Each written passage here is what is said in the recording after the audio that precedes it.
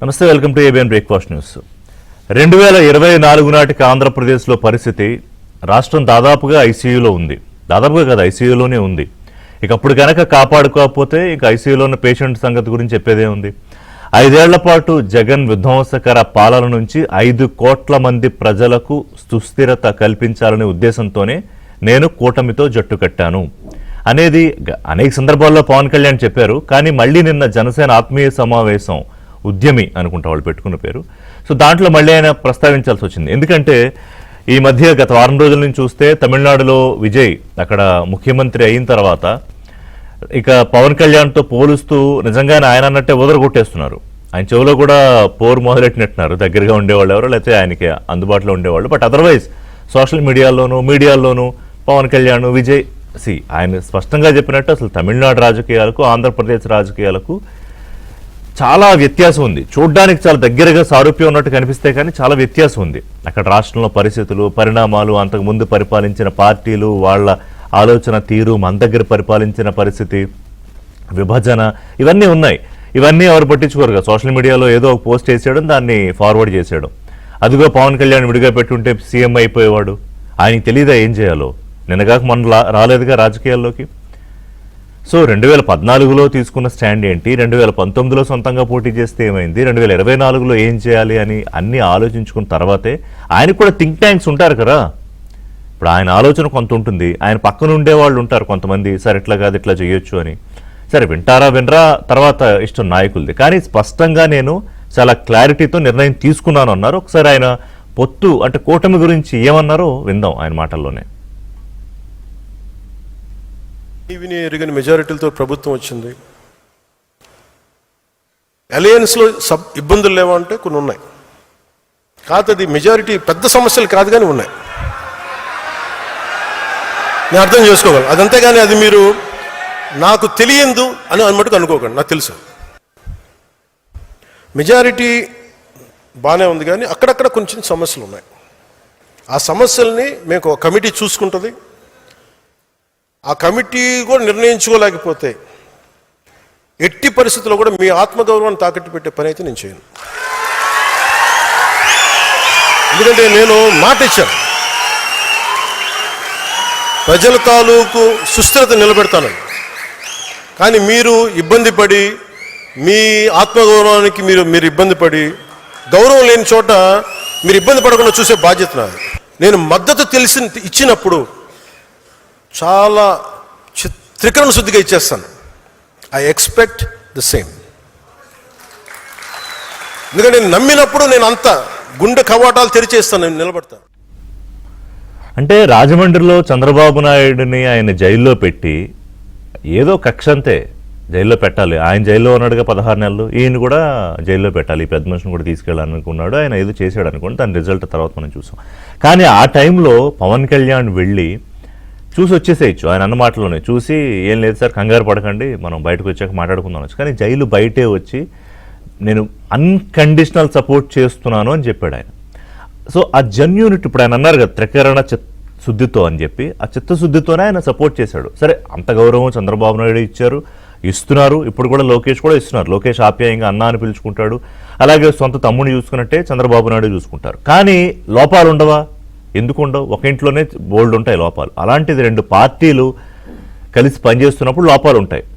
So ఆయన అన్న మాట ఏంటంటే, మీ ఆత్మగౌరవాన్ని మాత్రం నేను తాకట్టు పెట్టను అన్నాడు ఆయన. అది చాలా కీలకమైన పాయింట్. అంటే రాష్ట్రం కోసం 5 కోట్ల మంది ప్రజల సుస్థిరత కోసం నేను నిర్ణయం తీసుకున్నాను. బట్ హ్యావింగ్ సెడ్ దిస్, జనసేనాని అంటే జన సైనికుల ఆత్మగౌరవాన్ని తాకట్టు పెట్టను. ఈ మొత్తంలో హడావుడి పడేది ఎవరు? ఆదుర్ద ఎవరికి? కంగారు ఎవరికి? రాజకీయంగా మన పని అయిపోయింది. అంటే పవన్ కళ్యాణ్ చంద్రబాబు నాయుడుతో పొత్తులోకి వెళతాడేమో అన్న అనుమానం వచ్చినప్పుడే మొదలుపెట్టారు, వెళుతున్నానని చెప్పినప్పుడు మొదలుపెట్టారు, ఎన్నికలప్పుడు చేశారు, అధికారంలోకి వచ్చాక చేశారు, ఇప్పుడు చేస్తున్నారు. సో కులం కార్డు ఒకటి అడ్డుపెట్టుకొస్తారు. అందుకే ఆయన చాలా స్పష్టంగా చెప్పాడు, నేను కాపు కులంలో పుట్టుండొచ్చు కాక, కానీ నేను ఆ కులం కోసం మాత్రమే పనిచేయను, నా దేశం కోసం పనిచేయాలి అని కమిట్మెంట్తో నేను రాజకీయాల్లోకి వచ్చాను. ముఖ్యమంత్రి అయిపోవాలనే ఆలోచనతో కాదు. మరి అలా నివాళ ఆయన అవ్వలేదా? డిప్యూటీ సీఎం అయ్యారు, అవకాశం వస్తే ఎందుకు తీసుకుంటారు. కానీ కేవలం పదవుల కోసం మాత్రమే కాదు, ప్రజల కోసం అనేది ఇంకోసారి స్పష్టం చేశారు ఆయన.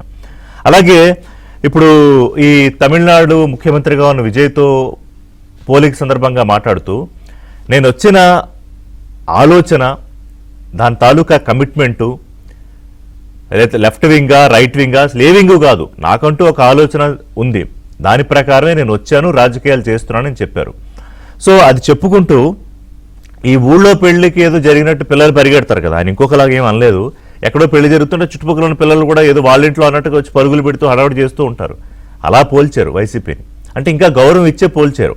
నేను ఇంతకుముందు చర్చ పెట్టా ఈ సబ్జెక్ట్ మీద, నెక్స్ట్ డే ఊళ్ళో పెళ్లికి హడావుడి దేనికి అని.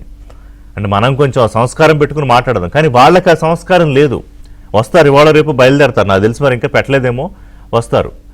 సో ఆయన ఎందుకు ఈ నిర్ణయం తీసుకోవాల్సి వచ్చింది? ఇంకొకసారి వైసీపీ కనుక అధికారంలోకి వస్తే ఇంట్లో ఉన్న ఆడపిల్లల్ని కూడా బతకనిచ్చే పరిస్థితి లేదు. ఆయన ఇంట్లో ఆడపిల్లల గురించి అన్యాయంగా మాట్లాడలేదా? మాట్లాడారు. ఎవరికైనా చాలా బాధేస్తుంది అది వింటే.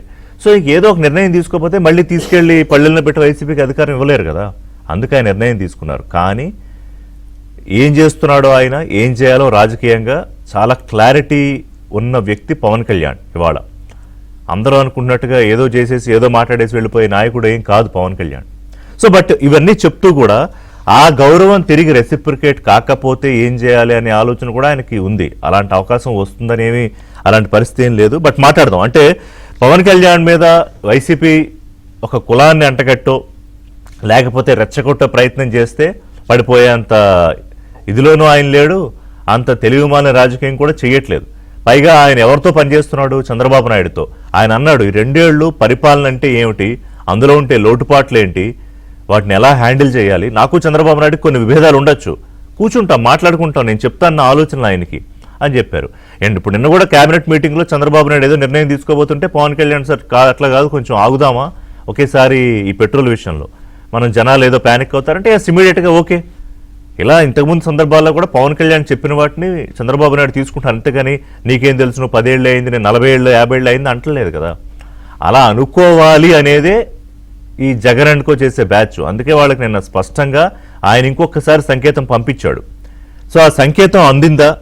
అలాగే జన సైనికులకు వాళ్ళు ఎట్లా అర్థం చేసుకుంటున్నారు? నిన్న ఆయన మాట్లాడిన మాటలకు సంబంధించి కూటమి మిగతా పార్టీలో రియాక్షన్ ఏంటి? అంటే బీజేపీ అంటే ముఖ్యంగా తెలుగుదేశం. Welcome back. సో పదవులు కావాలనుకుంటే ఎప్పుడో 2009లోనే ఎంపీ అయ్యేవాడిని, 2014లో కూడా మల్కాజ్గిరి ఎంపీగా పోటీ చేసే అవకాశం వచ్చిందో అంటే సో ఆయన విజన్ చాలా స్పష్టంగా ఏంటంటే అర్జెంటుగా వచ్చి రాజకీయాల్లోకి వచ్చి పదవులు సంపాదించేసి అదేదో ఎంజాయ్, అది కాదు కదా. 2014 నుంచి చూస్తూ వస్తున్నాం. సరే రాజకీయ ప్రయాణంలో పొరపాట్లు జరగవా అంటే ఎవరికైనా జరుగుతాయి. చంద్రబాబు నాయుడు సుదీర్ఘంగా 50 ఏళ్ళ రాజకీయ జీవితంలో ఆయన ఏం తప్పులు చేయలేదా?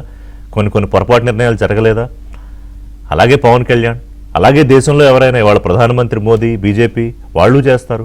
సో ఓవరాల్గా స్టేట్ 5 కోట్ల మంది ప్రజలు సుస్థిరంగా ఉండాలి, రాష్ట్రం ఒక దుర్మార్గుల చేతుల్లోంచి బయటకు రావాలి, ఏదో అంటారు కదా చెరలోంచి బయటకు తీసుకురావాలని, అదే వేళ పవన్ కళ్యాణ్ చేశారు, అదే నేను చెప్పారు.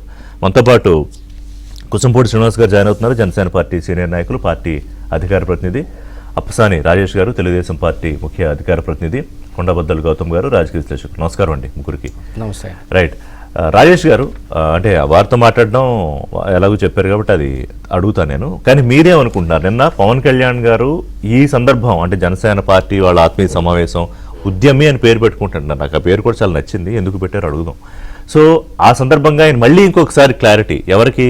ఆయన పార్టీ శ్రేణులకి, అలాగే మీ పార్టీలో కొంతమంది ఏమన్నా అటు ఇటు ఆలోచిస్తున్న వాళ్ళకి, వైసీపీ వాళ్ళకి, ముఖ్యంగా రాష్ట్ర ప్రజలకి ఇచ్చినట్టు అయిందా క్లారిటీ?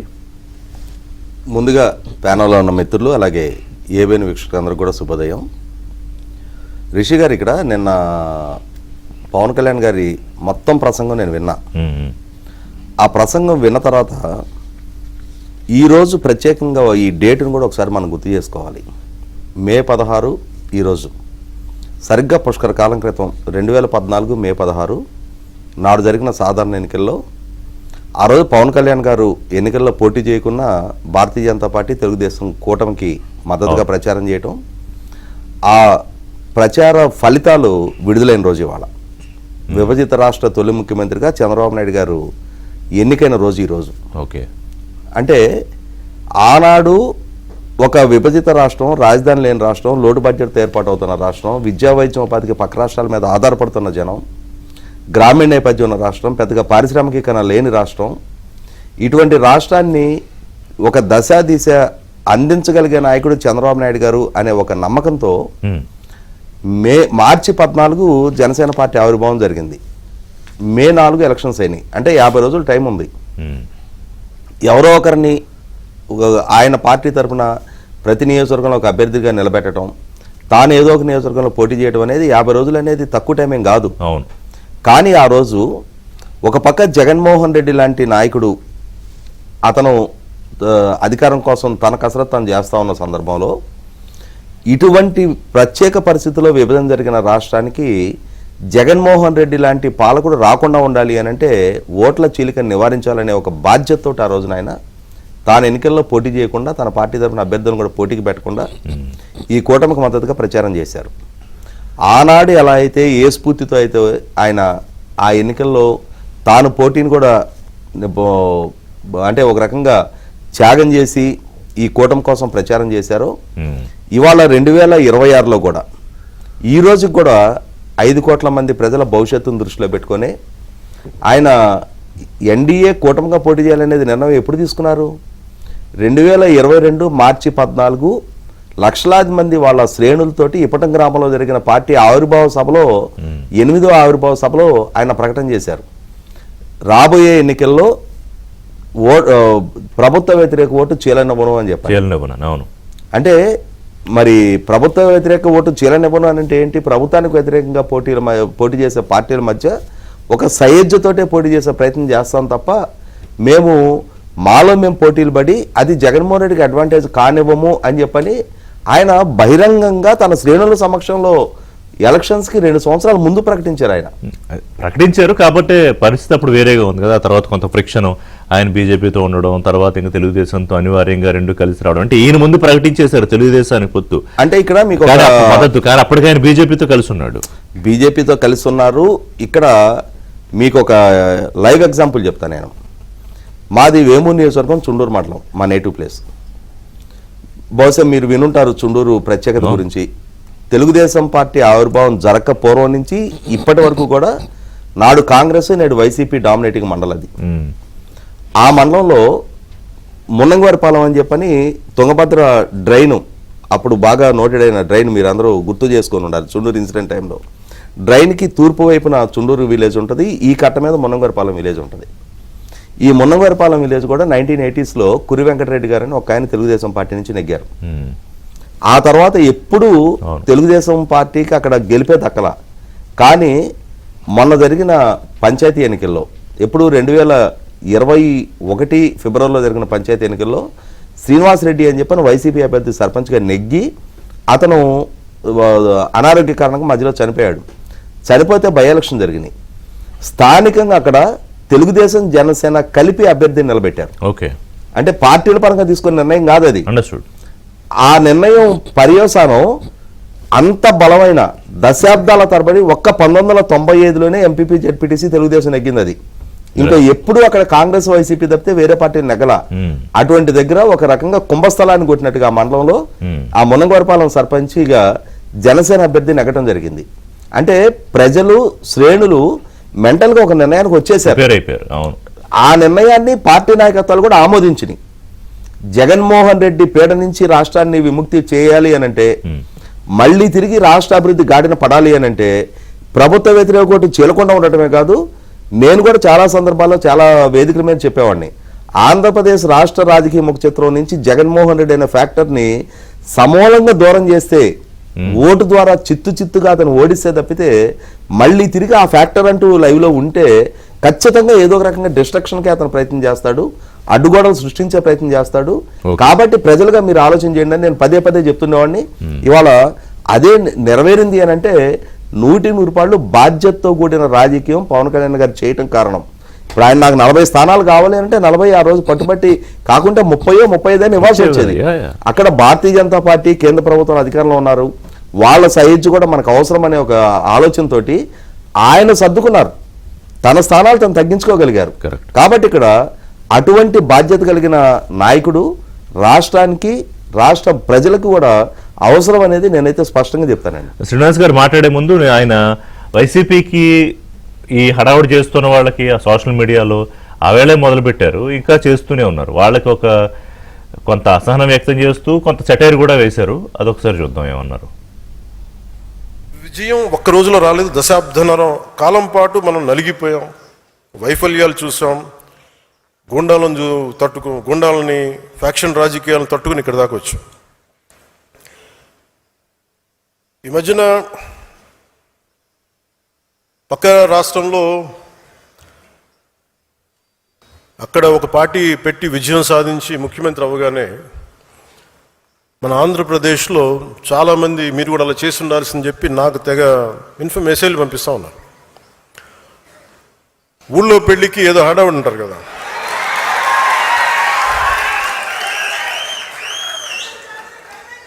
అంటే అంటే ఎలా ఉండదంటే మనకి సందులోనూ ఒక పెళ్లి జరుగుతూ ఉంటే మన ఊళ్ళో చిన్నపిల్లలు పరిగెడుతూ ఉంటారు అటు ఇటు, వాళ్ళ ఇంట్లో పెళ్ళి అనుకున్నాడు. అరే ఆంధ్రప్రదేశ్ పరిస్థితులు వేరు. సరే వీళ్ళు చెప్పినట్టుగానే మనం కూర్చొని 2019 నిలబడ్డాం, ఎక్కడ పెట్టారు? 2 చోట్ల ఓడించారు కదా. పోనీ ఎవరైనా నిలబడ్డారు ఆ రోజున నాయకులు అంటే అందరూ పారిపోయారు కదా. సో అందుకని కంపారిజన్ పెట్టకండి.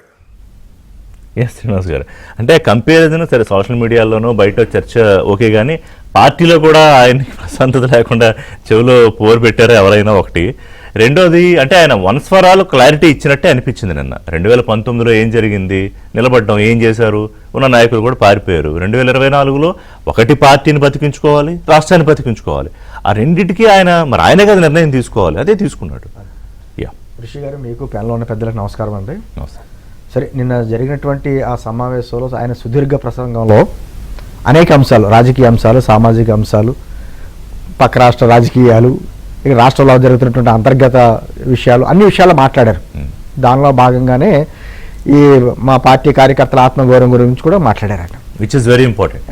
ఎందుకంటే ఖచ్చితంగా ఈ పార్టీలు, తెలుగుదేశం పార్టీ కావచ్చు, జనసేన పార్టీ కావచ్చు, మా పార్టీలు అన్నీ కానీ కార్యకర్తల పార్టీలు, కార్యకర్తలే నాయకులు అనుకునేటువంటి దిశానిర్దేశంతో వెళ్ళేటువంటి పార్టీలు.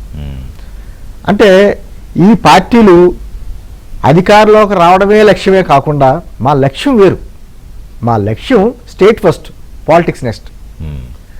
రాష్ట్రం బాగుంటే రాజకీయాలు ఎప్పుడైనా చేయొచ్చు అనే ఉద్దేశంతో పెద్దలు చెప్పినట్టు 2014 ఎలక్షన్స్లో అప్పుడు పొత్తులో ఉన్నటువంటి బీజేపీకి, తెలుగుదేశానికి మద్దతు చెప్పిన 2024లో అన్కండిషనల్గా ఇబ్బంది లేకుండా ఎక్కడ తగ్గాలో అక్కడ తగ్గడం, ఎక్కడ నెగ్గాలో అక్కడ నెగ్గడం, రెండు చేసి చూపించినటువంటి నాయకుడు పవన్ కళ్యాణ్ గారు.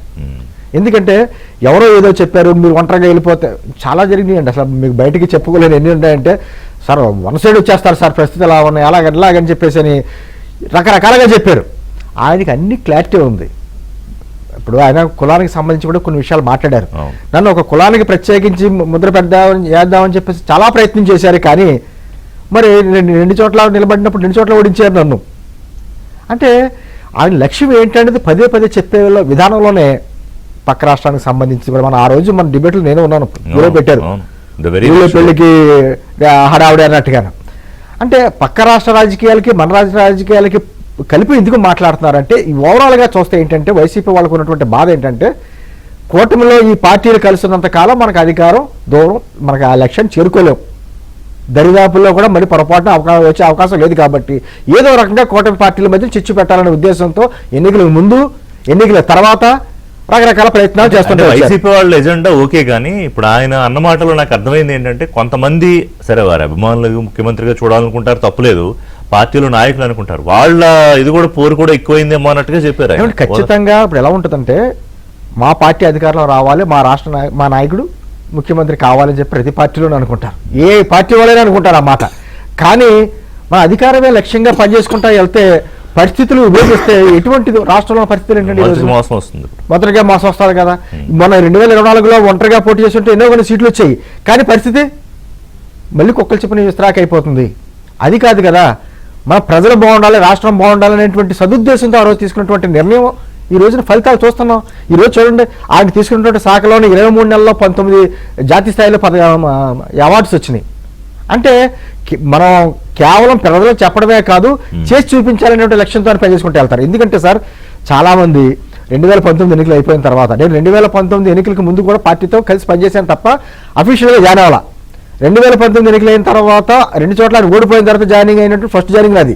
నన్ను అందరూ అన్నారు ఓడిపోయిన పార్టీలోకి ఎలా వెళ్తున్నాం అని చెప్పేసి. మా లక్ష్యం వేరు, గెలిపోవటంతో అయిపోయిన నాయకులకు కావాల్సింది వేరు.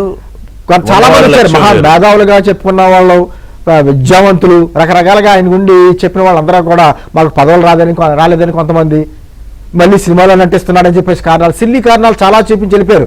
ఆయన ఒకటే చెప్తారు, నేను ఎవరో వచ్చి నా పార్టీలో నాకు అండగా ఉంటారని చెప్పి నేను పార్టీ పెట్టలేదు, నాయకుల గురించి పార్టీ పెట్టలేదు, నేను ఇలాగే ఉంటాను, నాతో కలిసి నడిచి వచ్చేవారు నాతో కలిసి ఉంటారు. కూడా ఏంటంటే ఇప్పుడు ఉన్నా వెళ్ళిపోయినా నా పోరాటం నాదే. ఆయన పదే చెప్తాడండి, నా వ్యూహాలు నాకు వదిలేయండి, పార్టీ పటిష్టం మీద పనిచేయండి అని చెప్పేసి ఒక దిశానిర్దేశం కేడర్ చెప్తాడు ఆయన.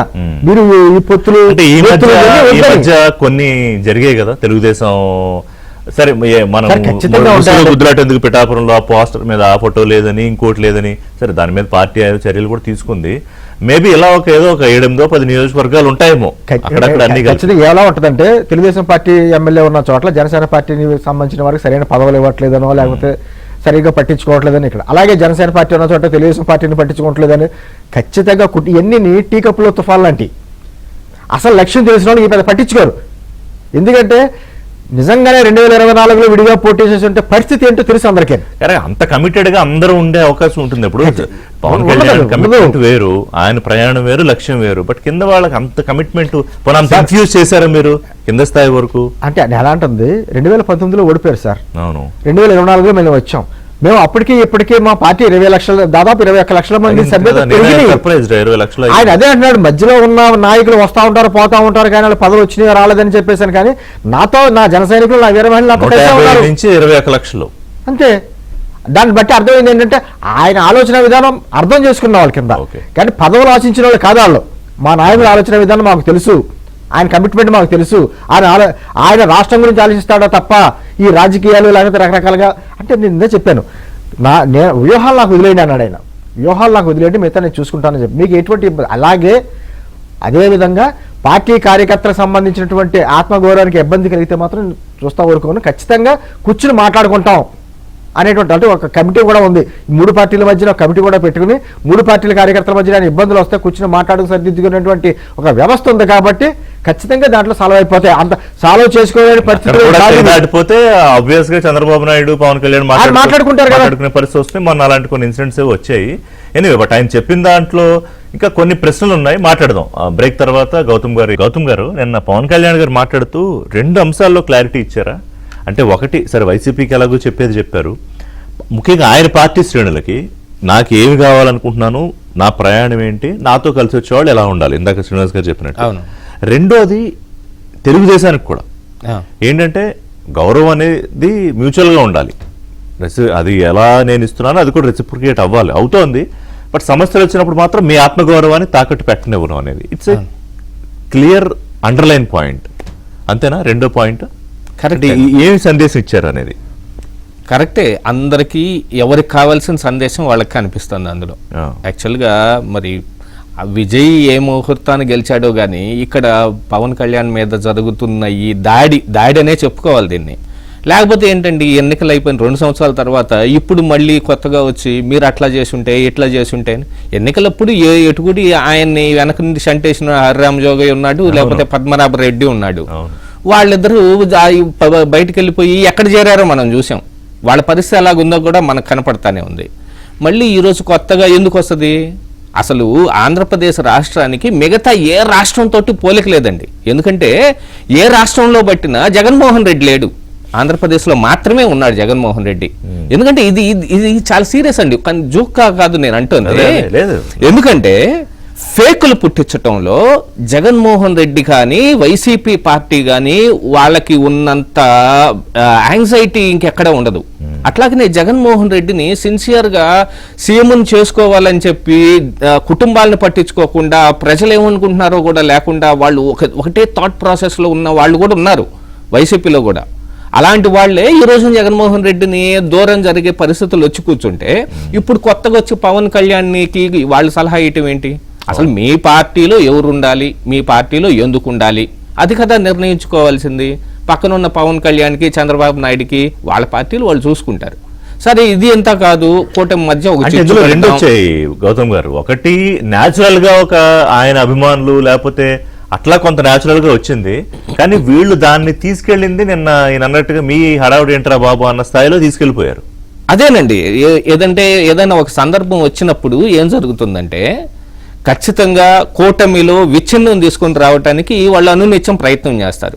దానికి కులం కార్డు తీసుకొని రానివ్వండి, లేకపోతే ఈ మధ్యలో వచ్చే చమక్కులు లాంటివి, విజయ్ గెలిచాడనో, శిబు సోరెన్ ఓడిపోయాడనో, మాయావతికి ఏమైందనో, లేకపోతే మమతా బెనర్జీ అరెస్ట్ అయిందనో, వీటన్నిటికీ వీళ్ళతోటి పోలిక అవసరం లేదు కదా.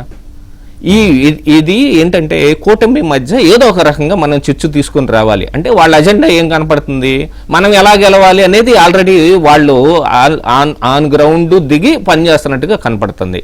ఆ కనపడే వ్యవహారాన్ని మొత్తం క్లియర్ చేసుకోవాలి. పక్క పార్టీతోటైనా మనతో కలిసి ఉన్న మిత్ర పార్టీతోటైనా, వైరు పార్టీ అయినా మిత్ర పార్టీకైనా క్లియర్ కట్ ఇన్ఫర్మేషన్ ఇవ్వాల్సిన అవసరం ఉంది. అందులో ఒక్కొక్కసారి ఏమవుతుంది అని అంటే నిన్న చాలా బ్యాలెన్స్డ్ గా కూడా మాట్లాడారు పవన్ కళ్యాణ్. ఆ మాటలేం అల్లాటప్పగా ఆషామాషిగా ఏం లేవు, చాలా బ్యాలెన్స్డ్ గా ఉన్నాయి. అది వైసీపీని ఏమీ అనకుండానే అన్నట్టుగాను టీడీపీని కూడా అదరాయిస్తున్నట్టుగా మాట్లాడింది. అందులో మీరు ప్రతి ఒక్కొక్క వాక్యంలోనూ ఒక్కొక్క పార్టీకి ఒక్కొక్క వాక్యంలోనూ కొంతమందికి మెసేజ్ వెళ్ళింది క్లియర్గా. తన అభిమానులకు కావచ్చు, లేకపోతే తెలుగుదేశం పార్టీ నాయకులు అభిమానులకు కావచ్చు, లేదు ఇలాంటి విభేదాలు తీసుకొని రావాలని చూస్తున్న వైసీపీ నాయకులకు కావచ్చు, వాళ్ళ అభిమానులకు కావచ్చు. ఇదేంటంటే ఆంధ్రప్రదేశ్ రాష్ట్రానికి సంబంధించిన అంశం, అలా చూడాల్సిన అవసరం ఉందని ఇది మిత్రపక్షాలతోటి కూడా కలిపి ఆయన చెప్పుకున్నారు. అందుకని ఇప్పుడు సరే అఫ్ కోర్స్ ఇది ఎంతకాలం చేయగలుగుతారు, ఓ 10 రోజులు చేస్తారు, కానీ క్లారిఫికేషన్ ఇవ్వకపోతే ఇది నెక్స్ట్ ఎలక్షన్ దాకా కంటిన్యూ అవుతుంది. దీన్ని బేస్ చేసుకుని జనసేనలో నుంచి కొంతమందిని గ్రాప్ చేసే ప్రయత్నం చేస్తారు. కూడా వదిలిపెట్టేస్తారని నాకు అనిపించట్లేదు గౌతమ్ గారు. ఇప్పుడు ఆయన క్లారిటీ ఇచ్చినా కూడా వాళ్ళు చేయాల్సిన కార్యక్రమం ఇంతకు ముందు చెప్పినట్టుగా ఈయన కలుస్తారేమో అన్నప్పుడు మొదలు పెట్టారు. అవును, ఎవరు వరుసగా వాళ్ళ నాయకులందరూ వస్తారంటే ఈయన నేను ఆ కులం కాదురా బాబు, ఆ కులంలో పుట్టిన దానికోసమే నేను పని చేయట్లేదు బతకట్లేదు అని చెప్పిన వరుసగా వాళ్ళు అందరిని రంగంలోకి దింపుతారు. సో ప్రయత్నం అనేది ఆపుతారు నేను అనుకోవట్లా. వైసీపీ ప్రయత్నం ఆగదండి.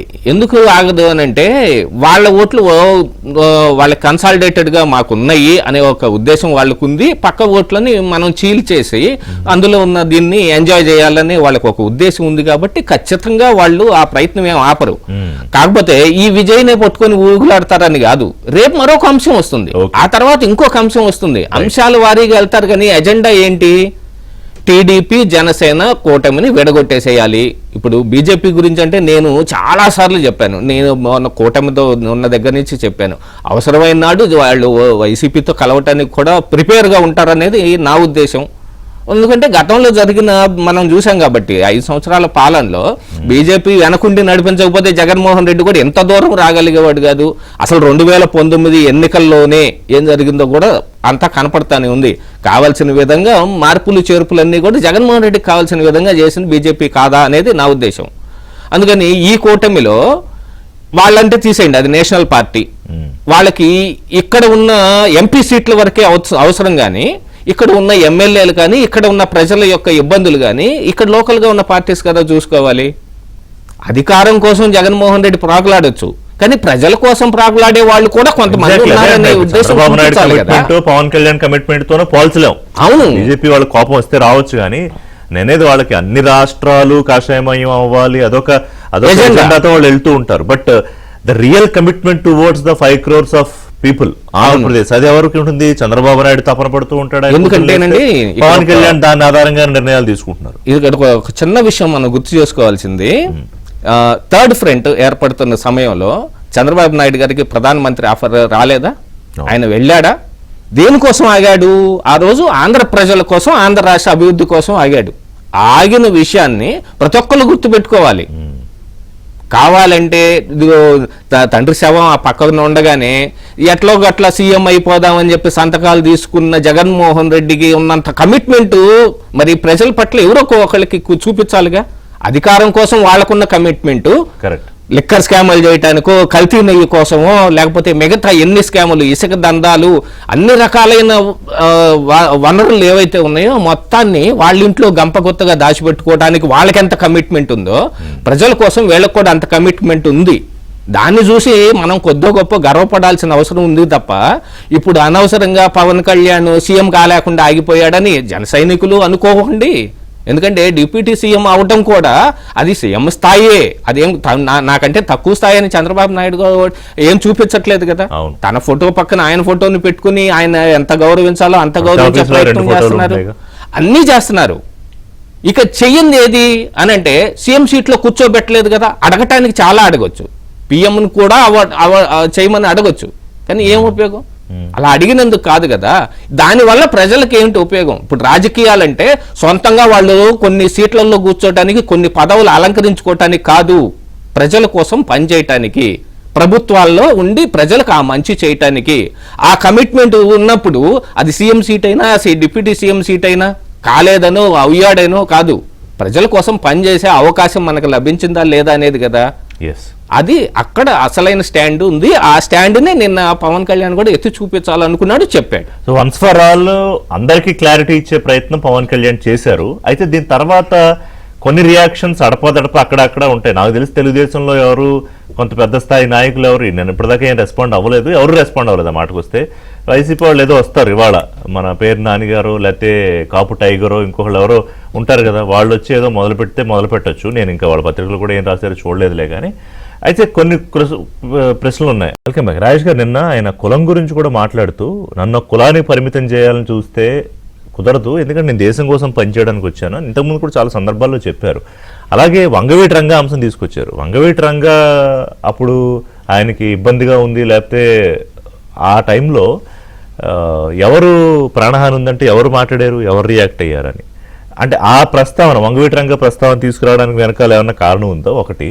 రెండోది, నిన్న మీకు ముఖ్యంగా తెలుగుదేశం పార్టీకి ఆయన సున్నితంగానే ఒక విషయం ప్రస్తావించి స్పష్టం చేశారని ఏమన్నా అనిపిస్తోందా? ఎందుకంటే నేను మీకు గౌరవం ఇస్తాను, పొత్తు ధర్మం నేను పాటిస్తాను, అట్ ద సేమ్ నేను కూడా ఎక్స్పెక్ట్ చేస్తాను, దాంట్లో ఏమన్నా కొంచెం అటు ఇటు జరిగితే నా కార్యకర్తల ఆత్మగౌరవానికి మాత్రం భంగం కలగనివ్వను అని. దట్ మెసేజ్ వాజ్ క్లియరా? నేను టీడీపీ అధికార ప్రతినిధి అండి, శ్రీనివాస్ గారు జనసేన అధికార ప్రతినిధి. ఇప్పుడు టీడీపీ అధికార ప్రతినిధిగా మా కూటమిలో భాగస్వామి, మా ప్రభుత్వంలో ఉప ముఖ్యమంత్రిగా ఉన్న పవన్ కళ్యాణ్ గారి గురించి మాట్లాడే క్రమంలో ఇందాక నేను ఆయన గురించి మంచిగా చెప్పానా, తేడాగా చెప్పానా? గొప్పగా చెప్పారు. సో మర్యాద ఇచ్చిపుచ్చుకోవటం అనేది తెలుగుదేశం పార్టీ ఈరోజు అలయన్సెస్ టీడీపీ ఏర్పాటు చేసుకోవాల. తెలుగుదేశం పార్టీ ఆవిర్భావం నాడే ఆ రోజు ఎన్టీ రామారావు గారికి ఉన్న ప్రజాకర్షణ నేపథ్యంలో పొత్తు అవసరం లేకుండా ఆ రోజు మేనకా గాంధీ గారి సంజయ్ విచార మంచ్తో మొదలుపెట్టి ఈరోజు 2024 ఎన్నికల వరకు తెలుగుదేశం పార్టీ చాలా సందర్భాల్లో ఎక్సెప్ట్ 2019 ఎన్నిక, ప్రతి ఎన్నికల్లో కూడా తెలుగుదేశం పార్టీ ఏదో ఒక పార్టీతో సైజుతోటి వెళ్ళింది. చాలా సందర్భాల్లో తెలుగుదేశం పార్టీ కారణంగా పొత్తులు విచ్ఛిన్నం కాల. పొత్తులు విచ్ఛిన్నం కావడానికి తెలుగుదేశం కారకం కాదు. అలాగే ఇవాళ కూడా జనసేన చిన్న వ్యత్యాసం, అంటే మీరు చెప్పిన దాంట్లో ఏంటంటే తెలుగుదేశం గతంలో పొత్తులతో వెళ్ళినప్పుడు ఇవాళ జనసేనతో ఉన్నప్పుడు కారణం డిఫరెన్స్ ఏంటంటే అప్పట్లో ముఖ్యమంత్రి అయ్యే ఆ స్టేచరో లేకపోతే ఆ క్యాలిబరో ఆ కరిష్మా ఉన్న నాయకులు ఉన్నారని నేను పెద్దగా అనుకోవట్లా. ఇప్పుడు విషయం ఎంత చర్చ ఎందుకంటే ఇక్కడ పవన్ కళ్యాణ్ అండ్ ఆయన పార్టీ నాయకులు అభిమానులు ఆయన ముఖ్యమంత్రిగా చూడాలనుకోవడం, ముఖ్యంగా పార్టీ పెడుతూనే. ఇక్కడ పవన్ కళ్యాణ్ గారి మీద అంటే నేను గతంలో కూడా చాలా సందర్భాల్లో చెప్పాను, మళ్ళొకసారి చెప్తున్నా, ఎన్నికలకు ముందు ఆయన్ని చాలా ఎమోషనల్గా బ్లాక్మెయిల్ చేసే ప్రయత్నం కొంతమంది నుంచి, పిడికెడ మంది నుంచి జరిగింది. లక్షలాది మంది జనసేన సైనికులు, ఆయన్ని అభిమానించే కార్యకర్తలు, ఓటర్లు, వాళ్ళు ఆయన ఏ నిర్ణయం తీసుకుంటే ఆ నిర్ణయాన్ని అనుసరించడానికి సిద్ధంగా ఉన్నారు. కానీ కొద్దిమంది ఆయనకి టర్మ్స్ డిక్టేట్ చేయడానికి ట్రై చేశారు, కొద్దిమంది, పిడికెడ మంది. ఇక పదే పదే వాళ్ళ పేర్లు కూడా ప్రస్తావించాల్సిన నష్టం లేదు. ఇటువంటి సందర్భంలో ఆయన ఆచరణపూర్వకంగా ఒక్క ఎగ్జాంపుల్ చెప్తాను మీకు నేను. తాను పోటీ చేసిన 2 స్థానాల్లో ఓడిపోయి ఉన్నాడు. అసలు ఈ పార్టీ బతికి పట్టకట్టుద్దా, ప్రజారాజ్యం లాంటి అనుభవం ఈ పార్టీ కూడా ఎదురుగాబోతుందా అని రకరకాల విమర్శలు ఎక్కుపెడుతున్న టైంలో కసితో పట్టుదలతో ఆయన పార్టీని కొనసాగిస్తా ఆయన రెక్కల కష్టంతో సంపాదించుకున్న డబ్బులు 30 కోట్ల రూపాయలు రాష్ట్ర వ్యాప్తంగా ఆత్మహత్య చేసుకున్న 3,000 మంది కౌలు రైతుల కుటుంబాలకి ఒక్కొక్క కుటుంబానికి ₹1,00,000 ఇచ్చారు. ఆయన 3,000 మంది కౌలు రైతులను పరిగణలోకి తీసుకున్నారు. వాళ్ళు కాపుల, కమ్మల, రెడ్ల, మాల్ల, మాదిగల అని చెప్పని పరిగణలోకి తీసుకోవాలా, రైతులు అని పరిగణలోకి తీసుకొని పోనీ నేను గోదావరి జిల్లాలో పోటీ చేయబోతున్నా, నా గోదావరి ప్రాంతంలో ఇచ్చుకోవాలని చూడాల. శ్రీకాకుళం నుంచి అనంతపురం జిల్లా దాకా ఎక్కడ ఏ రైతు ఆత్మహత్య చేసుకున్నా వాళ్ళని ఐడెంటిఫై చేసి ఆయనే స్వయంగా వెళ్ళి 3,000 రైతు కుటుంబాలకి ఆయన సహాయం చేశారు. అంటే ఆయన దాని ద్వారా ఏమని సంకేతం ఇచ్చారు, నేను ఒక కులానికి పరిమితమైన వాడిని కాదు, నేను రాష్ట్రంలో ఉన్న అన్ని వర్గాల ప్రజల క్షేమం కోరి. ఎంతమంది ఉన్నారండి వాళ్ళ రెక్కల కష్టంతో సంపాదించుకుని డబ్బులు ఇచ్చేవాళ్ళు. 30 కోట్ల రూపాయలు, ఆయన కాంట్రాక్టర్ కాదు, ఇండస్ట్రియలిస్ట్ కాదు, ఆయనకేం వేల కోట్ల రూపాయలు వారసత్వంగా ఆస్తులు రాలా, అదే అంటున్నా. అట్లాంటి రెక్కల కష్టంతో సంపాదించుకున్న డబ్బులు అన్ని కోట్ల రూపాయలు వాళ్ళ ప్రజల కోసం విరాళం ఇచ్చిన నేపథ్యం అయింది. కాబట్టి అటువంటి పవన్ కళ్యాణ్ని ఆయన ఏదో ఒక కులానికి పరిమితం చేయాలని చెప్పని కొద్దిమంది వాళ్ళ అభిప్రాయాలను ఆయన మీద రుద్దే ప్రయత్నం చేశారు. ఆ చట్టంలో ఇరుక్కోవటానికి ఆయన సిద్ధంగా లేరు. కానీ ఇంకో విషయం కూడా రాజేష్ గారు ప్రస్తావించదలుచుకున్నాను. కొంతమంది పేర్లు ఎందుకులే కానీ నాయకులు, మంత్రులు కానీ కొంతమంది సరే లోకేష్ గారి మీద ఉన్న గౌరవంతో అండ్ లోకేష్ గారు ఈ రోజు వారు పోషిస్తున్న పాత్ర ప్రభుత్వంలో కానీ లేకపోతే పార్టీలో కానీ చాలా ఎక్సలెంట్ రోల్ ప్లే చేస్తున్నారు. కానీ అదే టైంలో పవన్ కళ్యాణ్ గారిని, లోకేష్ గారిని మళ్ళీ ఏదో పోల్చడం, ఈయన ఆప్యాయంగా అన్నా అని పిలుచుకుంటూ ఉంటాడు. కానీ కొంతమంది అర్జెంటుగా ఆయన ఏదో ముఖ్యమంత్రి అయిపోవాలని ఇంకోటి ఇట్లాంటి కూడా కొన్ని చూసాం. అంటే దోస్ ఆర్ అన్నెసరీ. ఇప్పుడు తగ్గిపోయాయి అనుకోండి, ఇలాంటి వాటి వల్ల ఏమవుతుందంటే అవతల వాడికి ఒక అవకాశం ఇచ్చినట్టు అవుతుంది. అంటే ఇప్పుడు కొన్ని ఓవర్ అంబిషియస్ స్టేట్మెంట్స్ ఇంపాక్ట్ అందరూ మనుషులేనండి. కొన్ని సందర్భాల్లో కొంతమంది నుంచి వ్యక్తం అయ్యే కొన్ని అభిప్రాయాలు అవి తప్పుడు రిఫ్లెక్షన్స్కి దారితీస్తాయి అనేది రాజకీయాల్లో ఉన్న వాళ్ళు చాలా తొందరగా గ్రహిస్తారు. చంద్రబాబు నాయుడు గారు లాంటి అనుభవజ్ఞులు ఆయన మరింత వేగంగా స్పందిస్తారు. అటువంటి వాటిని చాలా వేగంగా అటువంటి అంశాలను కట్టడి చేస్తారు ఆయన. కాబట్టి ఏంటంటే నేను ఇందాక చెప్పినట్టుగా ఇన్ని దశాబ్దాల తెలుగుదేశం పార్టీ మొన్న ఎదుర్కొన్నది 10వ ఎన్నిక.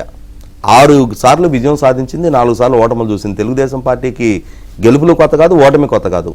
ఇంత సుదీర్ఘ నేపథ్యం ఉన్న తెలుగుదేశం పార్టీ కేంద్రంలో, రాష్ట్రంలో ఎన్నో సందర్భాల్లో ఎన్నో పార్టీలతోటి కలిసిమెలిసి ఎన్నికల్లో పోటీ చేసిన తెలుగుదేశం పార్టీ ఆ మిత్రపక్షాలని గౌరవించుకునే విషయంలో ఖచ్చితంగా ఒక బెంచ్ మార్క్ సెట్ చేసింది. కాబట్టి ఎన్టీ రామారావు గారైనా చంద్రబాబు నాయుడు గారైనా ఆ మర్యాద ఇచ్చిపుచ్చుకునే విషయంలో వాళ్ళ వైపు నుంచి ఎటువంటి లోటు ఉండదు. అదే సందర్భంలో ఇవాళ రాష్ట్ర కోణంలో, ప్రజల కోణంలో నీతిగా నిజాయితీగా పనిచేస్తున్న పవన్ కళ్యాణ్ గారు లాంటి నాయకుడిని ఆయన్ని అగౌరవపరుచుకోవాలని చెప్పని, ఆయన్ని ఏదో ఆయన స్థాయి తక్కువ చేయాలని చెప్పని తెలుగుదేశం పార్టీ వైపు నుంచి ఎక్కడో సెలెక్టివ్గా ఒకళ్ళిద్దరూ ఏదైనా ఒక సెలెక్టివ్ ఇన్సిడెంట్లో ఎవరైనా ఏదైనా వ్యాఖ్యలు చేసి ఉండొచ్చు.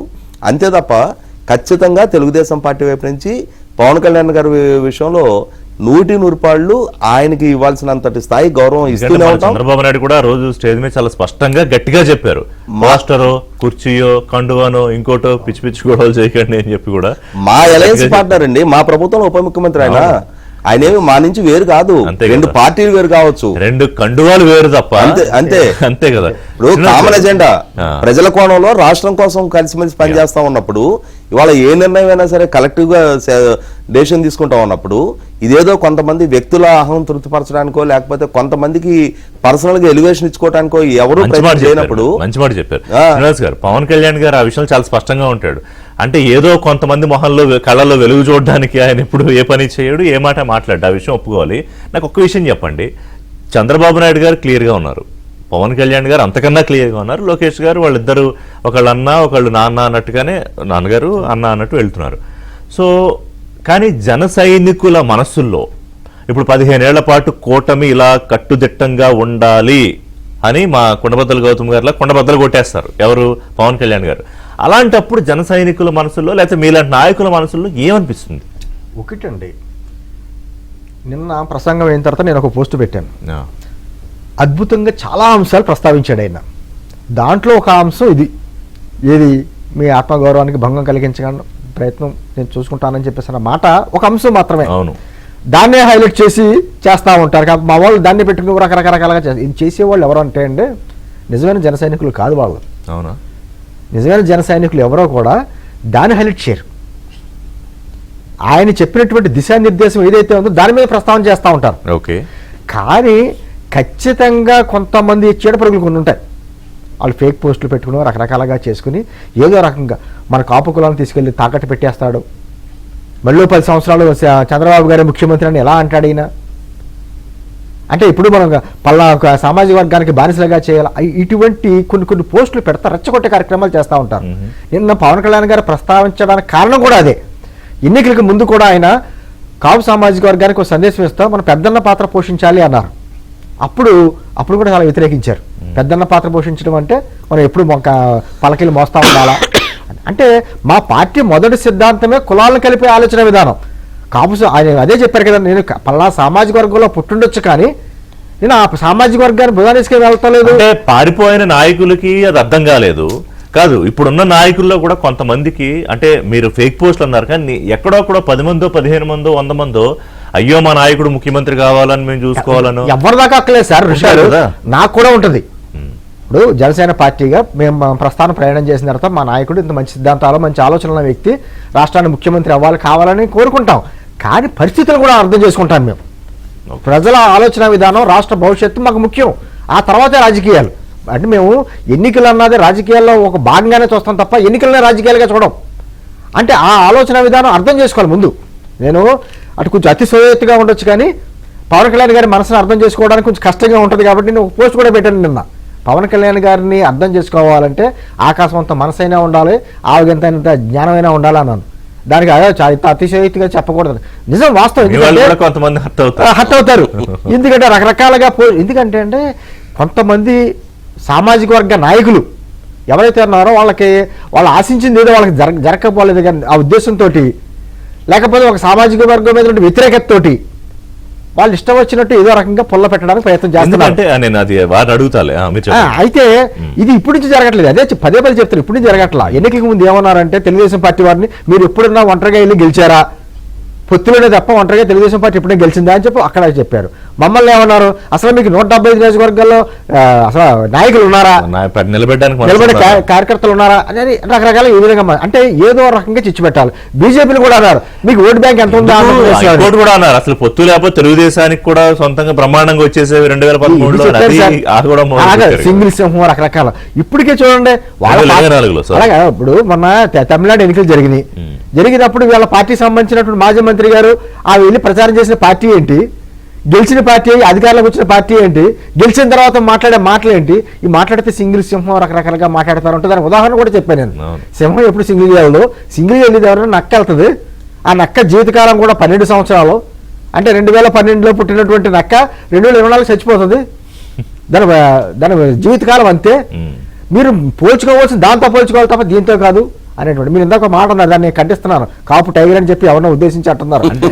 కాపు సామాజిక వర్గానికి జగన్మోహన్ రెడ్డి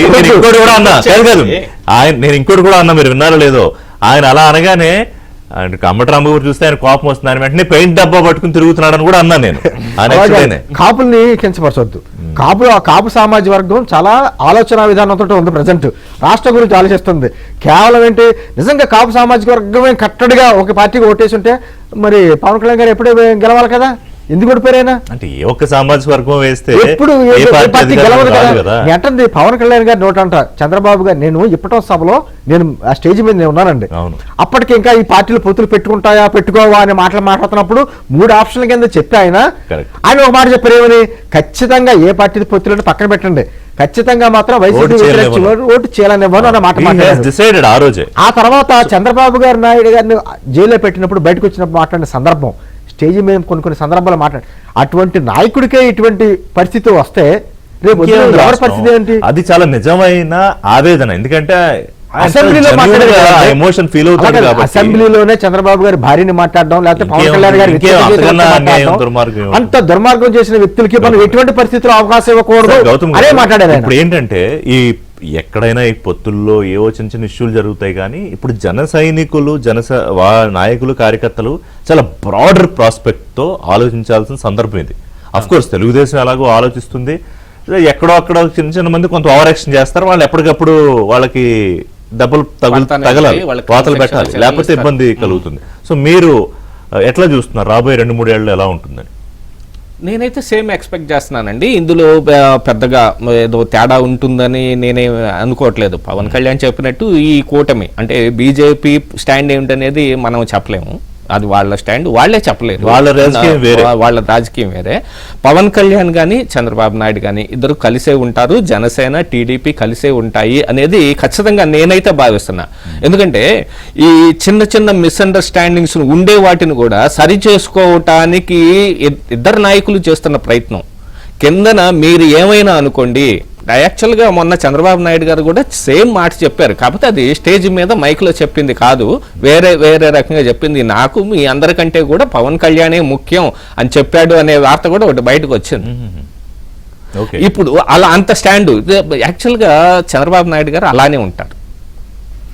ఒక పార్టీ నాయకుడికి ఇచ్చిన గౌరవం అనే దాన్ని ఆ పార్టీ నాయకుడికి ఇస్తున్నామనో లేకపోతే వాళ్ళకి ఇస్తున్నామనో దానికంటే కూడా తమ సొంత మనిషి అనుకునే దానికి రకంగానే ఆయన గత రాజకీయాలన్నీ చూసినా కూడా అలాగనే ఉన్నాయి. యాక్చువల్ లేకపోతే ఎక్కడో ఉన్న దేవేగౌడ గారిని తీసుకొచ్చి ఆయన ప్రధానమంత్రి చేయటం ఏంటి, తర్వాత ఐకే గుజరాల్ గారిని చేయటం ఏంటి అనుకుంటే తానైపోయేవాడు. అదే జగన్మోహన్ రెడ్డి అయితే వేరే వాళ్ళకి ఛాన్స్ ఇచ్చేవాడా చెప్పండి? తండ్రి శవం పక్కన ఉన్నా కానీ సంతకాలు తీసుకొని మరి నేనే సీఎం అవ్వాలి అని సీఎం దాకా నుంచి మొదలు పెట్టిన వ్యక్తి మరి ఆయన కదా.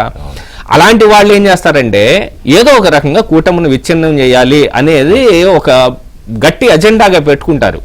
ఇది గతంలోనూ చేశారు.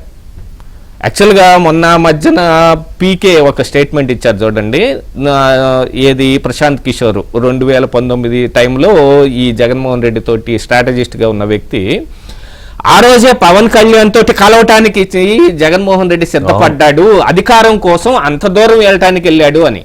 మరి ఆ పవన్ కళ్యాణ్ని ఇప్పుడు ఎందుకు విమర్శిస్తున్నారు? ఆ రోజున ఎలా కలుపుకుందామని అనుకున్నాడు జగన్మోహన్ రెడ్డి.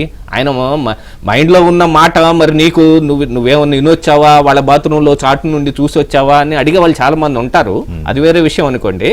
పీకేనే బయట పెట్టాడు కదా, అది మీడియా ముఖంగానే బయట పెట్టాడు. ఎందుకంటే ఆ రోజున ఉన్న గొప్ప స్ట్రాటజిస్టు ఆయన గెలిపించిన ఆయనే.